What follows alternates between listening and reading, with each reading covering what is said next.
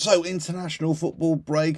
Let's get into it. Hello, welcome to Omni Edson. I hope you're well. If you like what I do here, don't forget to like and share the video, subscribe to the channel, hit the notifications about for all future videos. So, international football break for the Nations League and some interesting ties, some kind of dull affairs as well come in, I'm sure, but depending on which country you support, of course, and what heritage you're from, you're going to have a vested interest. Personally, yeah, I like international football, but club football is where it's at for me more than international football. But I'm always watch the games, of course. But it kicks off on Thursday for the Nations League. So a couple of interesting ties. On Thursday, we've got Portugal at home to Croatia. That'd be a decent game to watch. And we've also got Scotland at home to Poland as well. It'd be interesting to see how Scotland do as well. They can sort of build on from what they've been doing the last couple of years as well. Now, Friday night, I suppose the game of the night is France at home to Italy, who I support Italy, but I've got to say it's not looking good for Italy. They were atrocious in the Euros. They haven't been playing well for a long time. Spalletti needs to do a lot better, and the players need to do a lot better just by the basics, controlling the ball, passing the ball. It was really poor in the Euros as well. Chiesa, who's just gone to Liverpool as well. I'm sure he'd be featuring as well. But I say he had a really poor tournament. In fact, most players did as well. Calafiori's joined Arsenal. It'd be really interesting to see. He was actually one of the shining lights for Italy in the Euros, as was Bastoni in defence. Again, two defenders again.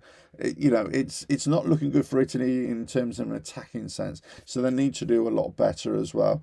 So it'll be interesting to see which squad comes out, but also which starting 11 Italy put out. But France, they are a very, very decent team. But it'd be very interesting to see what the result was. But I'm going to go for a home win for France there. I can't see Italy winning there. Now, the other game of night on Friday night is Slovenia at home to Austria. Austria, who impressed a lot of people at the Euros as well. That'd be a really interesting game. If you're kind of a neutral of all these nations, that'd be an interesting game to see if you can watch on Friday night. So Slovenia at home to Austria.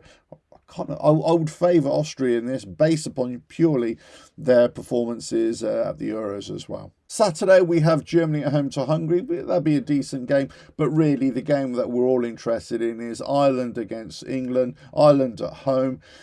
Let's just see how they do. But you've got to be feeling that it's going to be an England away win here. I would imagine Ireland haven't been great the last few years. And they'll need to do a hell of a lot more, even with home advantage, to upset England, I would say here. So England for an away win. What will be the score? That's the key issue here. Now, Sunday night, if we start getting into the second games of the Nations League, we've got Portugal at home to Scotland. So again, interesting to see how Scotland do. But for me, the game of the night is Switzerland at home to Spain. Spain just won the Euros, impressive in every department.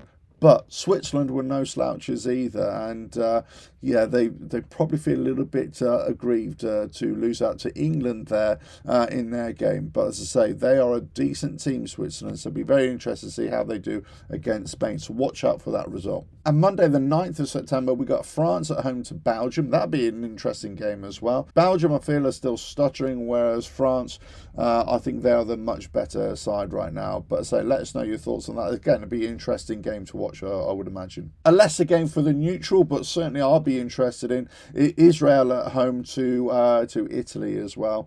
Again, I would imagine, even though Italy have been faltering a lot, I would say that Italy should be coming away with a win at Israel, but no, in Italy it'll probably be 0-0 or a 1-1 draw or something like that. And I don't think it's going to be a very impressive display. But look, I'm a bit down on Italy right now, but as I say, I would expect them to beat Israel, but we'll have to wait and see on that one. But for me, the tie of the night is France against Belgium. Tuesday the 10th of September, we got England at home to Finland.